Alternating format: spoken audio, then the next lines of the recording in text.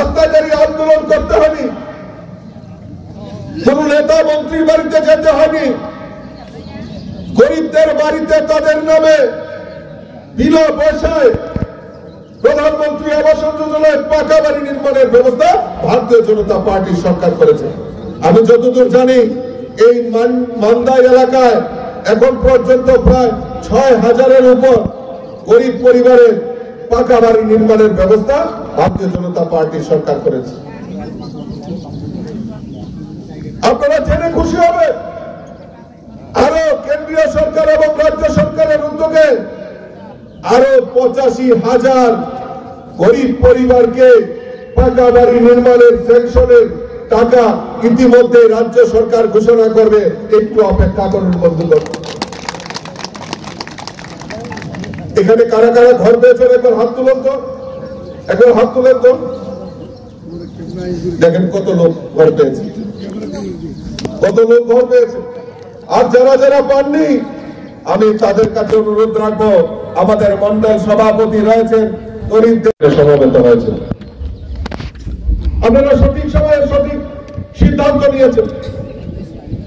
মোদীজির নেতৃত্বে এই ভারতের বিকশিত সংকল্প যাত্রা এবং দেশকে এক প্রগতিশীল জায়গায় নিয়ে যাওয়ার যে প্রয়াস, সেই প্রয়াসকে স্বাগত জানিয়ে আপনারা সঠিক সময়ে সঠিক সিদ্ধান্ত নিয়েছেন, তার জন্য আমি আপনাদেরকে ধন্যবাদ জানাচ্ছি।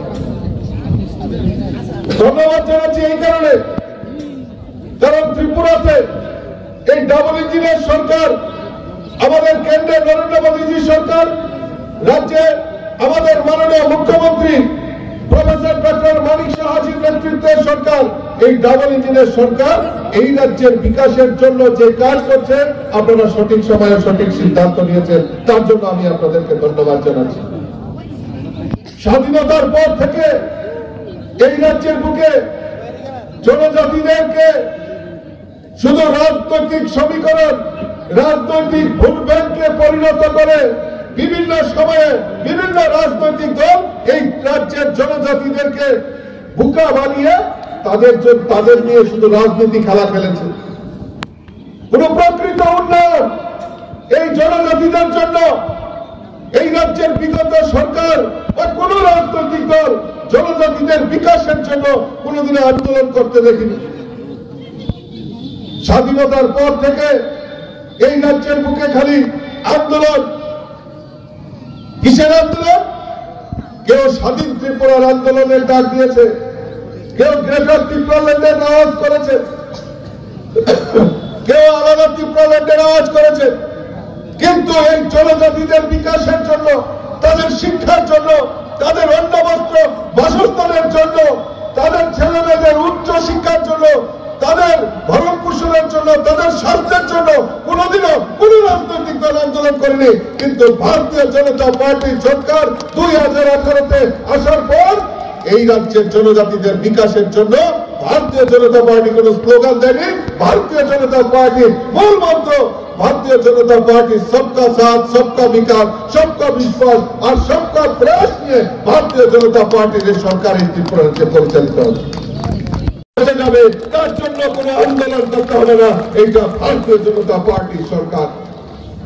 বন্ধুগণ, স্বাধীনতার পর থেকে শুনে আসছি এই ভারতবর্ষ খালি গরিবদের রাজ্য, গরিবের সরকার, গরিবের সরকার।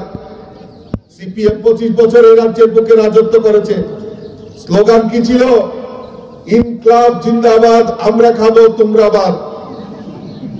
এবার আর খাওয়া দাওয়ার কোনো অবকাশ নেই, এবার খাওয়া দাওয়ার অবকাশ নেই। মানুষ বুঝতে পেরেছে যে 25 বছর যে লুটে পুটে খেয়েছো, এখন আর ত্রিপুরা রাজ্যে খাওয়ার দরকার নেই। এখন ভারতীয় জনতা পার্টির সরকার এসে গেছে, কাজেই খাওয়া দাওয়া সব বন্ধ হয়ে গেছে। এখন মানুষের জন্য সরকার কাজ করে। প্রত্যেক গরিবের বাড়িতে পাকা শৌচালয়ের ব্যবস্থা যদি করে থাকে, একমাত্র ভারতীয় জনতা পার্টি সরকার করেছে। প্রত্যেক গরিবের বাড়িতে পাকা শৌচালয়। আমাদের লজ্জা হয়, স্বাধীনতার পর থেকে গরিবের সরকার, গরিবের সরকার স্লোগান দিত, কিন্তু গরিবদের জন্য একটাও পরিকল্পনা করতো না। কিন্তু গরিবকে আরো কিভাবে গরিব বানানো যায় তার ব্যবস্থা করেছে কমিউনিস্টরা। আর ভারতীয় জনতা পার্টি সরকার আসার পর ওই গরিবের বাড়িতে পাকা বাড়ি স্যাংশন হয়ে যায়, ওই গরিবের বাড়িতে পাকা শৌচালয়ের ব্যবস্থা ভারতীয় জনতা পার্টি সেই তাদের ব্যাংক অ্যাকাউন্টে টাকা পৌঁছে যায়, প্রত্যেক গরিবের বাড়িতে পানীয় জলের ব্যবস্থা পৌঁছে যায়। তার জন্য রাস্তায় দাঁড়িয়ে কোনো আন্দোলন করতে হয় না বন্ধুগণ। আজকে মহিলাদের নামে বিনা পয়সায় এলপিজি কানেকশনের ব্যবস্থা, যেটা বিদ্যুৎ দা বলছিলেন যে মায়েরা লাকড়ির চুলায় রান্না করত, তাদের চোখের জল নাকের জল এক জায়গায় হতো, সেই দুঃখ মোচনের জন্য কেউ আসেনি। আর আমাদের দেশের প্রধানমন্ত্রী নরেন্দ্র মোদী চিন্তা করলেন যে আমাদের এই মাদেরকে সুরক্ষা দিতে হবে, মাদেরকে রক্ষা করতে হবে, মায়ের চোখের জল নির্মূল করতে হবে। তাই বিনা পয়সায় গরিব মায়েদের বাড়িতে উজ্জ্বলা জ্যোতি যোজনার মাধ্যমে বিনা পয়সায় এলপিজি কানেকশনের ব্যবস্থা আমাদের ভারতীয় জনতা পার্টি সরকার করেছে। বন্ধুগণ, আর দীর্ঘদিন ধরে এই ত্রিপুরা রাজ্যে এই জনজাতিদের বিকাশের নামে অর্থ লুণ্ঠন করে এই জনজাতিদের যে ডেভেলপমেন্ট, জনজাতিদের যে উন্নয়ন, সেটা স্তব্ধ করে দেওয়া হয়েছে।